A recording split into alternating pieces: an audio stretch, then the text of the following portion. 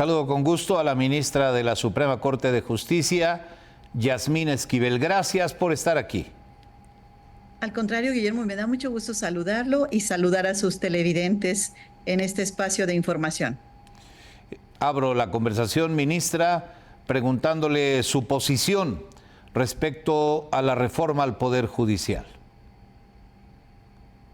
Mire, efectivamente, el pasado jueves estuvimos los 11 ministros en la Cámara de Diputados, en la que a invitación de la Junta de Coordinación Política y de la Comisión de Puntos Constitucionales que preside el diputado Juan Ramiro Robledo, presentamos cada quien nuestros puntos de vista sobre lo que es la reforma al Poder Judicial Federal. Ahí las ministras, los ministros, fuimos escuchados afortunadamente por las personas que van a dictaminar esta reforma al Poder Judicial Federal.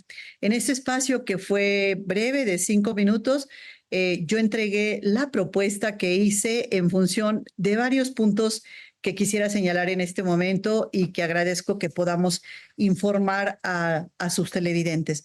Respondiendo a un mandato popular y ciudadano y con la garantía de independencia judicial, yo presenté fundamentalmente 7 puntos. Uno es la elección por voto popular de la totalidad de los ministros y ministras de la Suprema Corte de Justicia de la Nación, la elección de los magistrados integrantes del Tribunal de Disciplina Judicial, así como la elección de 350 magistradas y jueces y magistrados en la primera votación, que sería el domingo 23 de marzo de 2025.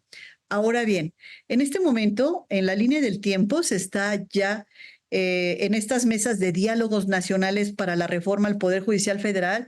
Estas reformas que está llevando a cabo la Cámara de Diputados, se están recogiendo todas aquellas inquietudes y puntos de vista de los diferentes sectores. En el mes de agosto se va a dictaminar esta iniciativa que fue el presidente, el señor licenciado Andrés Manuel López Obrador, presentó el pasado 5 de febrero. Se dictaminará en el mes de agosto y se dejará para que la mesa directiva de la Cámara de Diputados pueda llevarla al Pleno en la siguiente legislatura, que inicia el 1 de septiembre, en la 66 legislatura, Guillermo. Y a partir de ahí inicia todo lo que es la implementación a la reforma al Poder Judicial Federal, en donde se planteó, como lo comenté hace un momento, la primera votación en marzo del 2025 de aquellas plazas vacantes. Y yo planteo una sustitución progresiva de jueces y magistrados a lo largo del tiempo. ¿Por qué? Porque cada 3 años se irán eligiendo los jueces y magistrados solo de las plazas vacantes, para no violentar los derechos adquiridos de los jueces y magistrados que actualmente se encuentran en funciones, ni tampoco del personal que depende del Poder Judicial Federal. Afortunadamente, Guillermo, la iniciativa prevé en su artículo 10º transitorio la protección de los derechos laborales de los trabajadores del Poder Judicial. Pero también hay que hablar de los derechos de jueces y magistrados que hoy se encuentran, 1,653 jueces y magistrados federales, en una incertidumbre, en un estado donde no saben qué va a pasar, donde hay una gran falta de información, donde no tienen conocimiento en qué ruta va la propuesta que haga el Poder Judicial Federal. Y en este sentido, lo que yo planteo es que solo se dé la elección en las plazas vacantes. Pero una gran preocupación ha sido las personas que puedan llegar a ser juzgadores federales. Actualmente el Poder Judicial Federal lleva a cabo cerca de 1,500,000 asuntos cada año, amparos cada año. Y pues todas las personas que acuden a solicitar los servicios de un juez del aparato de justicia, pues tienen que continuar con esta atención. Por eso hablo de la gradualidad en la implementación de la reforma y la elección por voto popular progresivamente de las vacantes cada 3 años. Ahora bien, también planteo la Comisión Técnica de Evaluación, que sea un órgano integrado por los 3 poderes, en el cual, por miembros de los 3 poderes, en el cual se analice cuidadosamente que las personas que van a participar como candidatos a jueces o magistrados sean personas que tengan el perfil el conocimiento técnico en la materia penal, civil, administrativa, en la materia que vayan a participar, tengan esta certificación de conocimiento técnico. Esto preocupa y preocupa muchísimo a la ciudadanía. Y que ese conocimiento técnico también lleve la experiencia jurisdiccional para que tengamos y esta iniciativa logre su objetivo, que es tener una justicia fuerte, cercana a la gente, con una legitimación social y con jueces de excelencia. De eso se trata la propuesta que hice, que presenté a la mesa directiva de la Comisión de Puntos Constitucionales con su respectiva redacción a 16 artículos de la Constitución que se tocan en esta iniciativa y 11 artículos transitorios. Así es como estamos trabajando en la excelencia de los perfiles en esta propuesta que hice.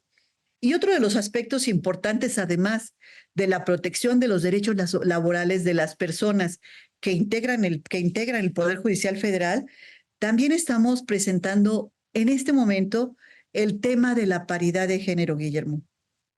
Tenemos dos poderes: el Poder Ejecutivo, que tiene un gabinete paritario, el Poder Legislativo, que tiene una legislatura de la paridad, y el Poder Judicial. Apenas las mujeres tenemos presencia en el 25% de los cargos de decisión, es decir, de jueces y magistrados. Hoy lo que nosotras pedimos es que este principio de paridad, y lo planteé yo en esta iniciativa presentada, es que el principio de paridad sea transversal, es decir, las candidaturas sean mitad mujer y mitad hombres. Esta observancia al principio de paridad nos parece fundamental para que las mujeres también puedan participar en esta elección de jueces y magistrados. Y finalmente, el último de los puntos de este proyecto que presenté es que tengamos tribunales cercanos a la gente, tribunales que la población sienta que sus jueces escuchan a las partes y que además existe esta inmediatez y esta justicia tan anhelada que queremos los mexicanos llegue a todas las partes del país. No nada más que sea una justicia de élite que atienda a aquellas personas o las partes que tienen dinero para poder contratar un abogado o para poder contratar despachos que puedan defender sus asuntos, no, sino que también la justicia llegue a aquellas poblaciones más alejadas que tengamos en nuestro país. Una justicia itinerante, una justicia donde los defensores, los asesores jurídicos gratuitos puedan acudir a las poblaciones para que las personas sean escuchadas en cuanto a la regularización de la tenencia de la tierra, en materia agraria, en materia civil, en pensiones, los que tengan derecho a la pensión o cualquier otra inquietud o llamamiento de justicia, puedan los defensores acudir a las poblaciones más alejadas. Esta justicia itinerante también nos parece fundamental. También finalmente comentarle, don Guillermo, ¿por qué planteó una implementación progresiva, una sustitución progresiva de jueces y magistrados? Recordará usted, porque afortunadamente los medios de información dan puntualmente cuenta de todas estas reformas que ha habido en nuestro país a lo largo del tiempo. La reforma al sistema de justicia penal tardó 8 años en su implementación. La reforma laboral, llevamos ya 4 años y todavía no concluimos para que en todos los tribunales superiores de justicia de los estados se lleve a cabo la implementación del nuevo sistema de justicia laboral. El sistema anticorrupción tardó más de 5 años para que los tribunales administrativos, el Tribunal Federal de Justicia Administrativa y los tribunales administrativos de los estados pudieran implementar sus salas anticorrupción. Y así todas las reformas que se han planteado, ha habido una implementación sucesiva a lo largo del tiempo. Esta a la impartición de justicia, ministra. Pues tenemos cientos de miles de expedientes en proceso en los diferentes tribunales, magistraturas, en las distintas materias. Entonces, todo esto tiene que tener una continuidad. No puede el ciudadano resentir la implementación de manera negativa. Lo que se pretende es que el ciudadano advierta la implementación de esta reforma de manera positiva que participe y que se vaya modificando todo este sistema. Ahora, don Guillermo, todo esto se da porque, bueno, pues existe un diagnóstico donde la justicia se siente hoy alejada de las personas. Las personas consideran que en nuestro país no hay justicia o hay justicia al mejor postor. Se trata de que todo eso acabe y los jueces y magistrados tengamos una calificación mejor, una calificación positiva en todo este proceso. Ministra Yasmín Esquivel, esta semana ha sido usted noticia por la publicación de una nota periodística en la que se dice que propuso usted en una sesión privada del Pleno de la Suprema Corte la renuncia de la ministra presidenta Norma Piña. Le pregunto, ¿así ocurrió? Y si así ocurrió, ¿por qué ha pedido usted la remoción de la presidenta de la Corte? Mire, el pasado lunes, efectivamente, en una sesión privada, yo solicité a mis compañeras y compañeros ministros hacer una reflexión sobre la permanencia, sobre la idoneidad de que al frente de nosotros continuara la ministra Norma Piña, que hiciéramos esa reflexión porque desde hace año y medio que ella llegó, hay un distanciamiento con los otros dos poderes. Es decir, no ha habido un diálogo, no ha habido puentes de comunicación con los otros dos poderes. Y hoy tenemos la reforma más importante en los últimos 200 años y no existe esa interlocución con los actores políticos, con los legisladores que van a decidir y que están revisando puntualmente los 16 artículos constitucionales que se pretenden modificar y los 11 artículos transitorios. Esta reflexión fue escuchada por mis compañeras, mis compañeros ministros. Continuaremos analizando si este es el camino por el que tenemos que seguir o bien tenemos que cambiar. Es importante señalar que hoy los jueces, magistrados y ministros requerimos estar informados de qué está pasando, que no haya ese estado de incertidumbre, que se hable y que se ventile cuál es el proyecto que se va a presentar, si existe un proyecto de unidad, si hay una estrategia política para acercarse a cada uno de los actores que se encuentran analizando este tema, cuál es esta estrategia política, cómo es nuestra participación en las mesas de diálogo que se llevan a cabo en la Cámara de Diputados. Todo esto tenemos que ventilarlo ya que somos un órgano colegiado y es un tema que se seguirá comentando y platicando al interior del Pleno de la Suprema Corte de Justicia de la Nación. Mis compañeras y compañeros son personas de un alto nivel académico, receptivo, y ellos han escuchado los planteamientos que yo he hecho y vamos a seguir reflexionando sobre los mismos. No hay decisiones tomadas, sin embargo, seguiremos platicando sobre las estrategias para que finalmente este sistema de justicia que tenemos hoy salga fortalecido y salga con las expectativas que los mexicanos quieren en todo este proceso.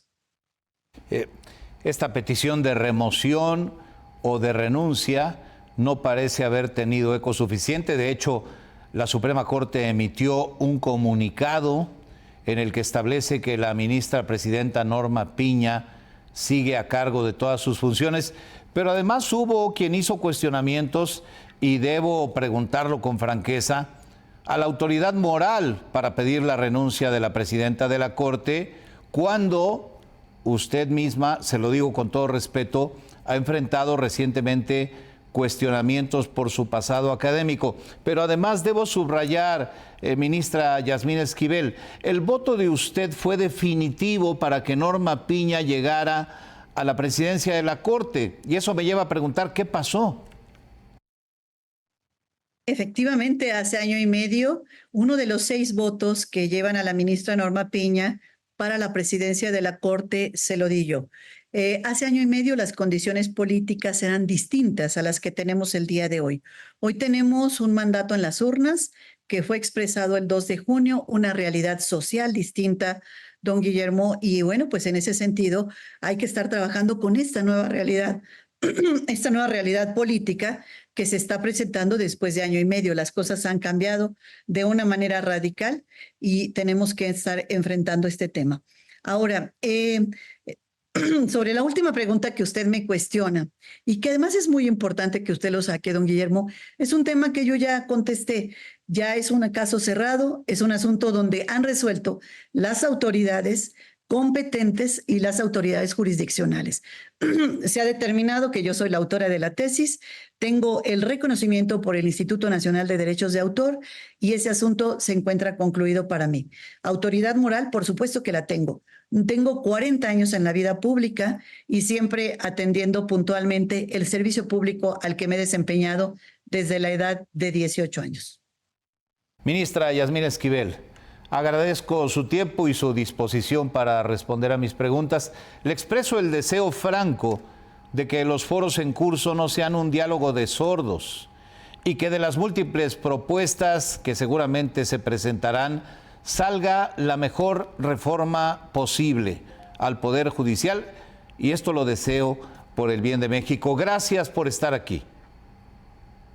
De eso se necesita, de este diálogo entre poderes para que podamos avanzar hacia una ruta, a una ruta adecuada. Muchas gracias, don Guillermo, y muy buenas noches. Gracias.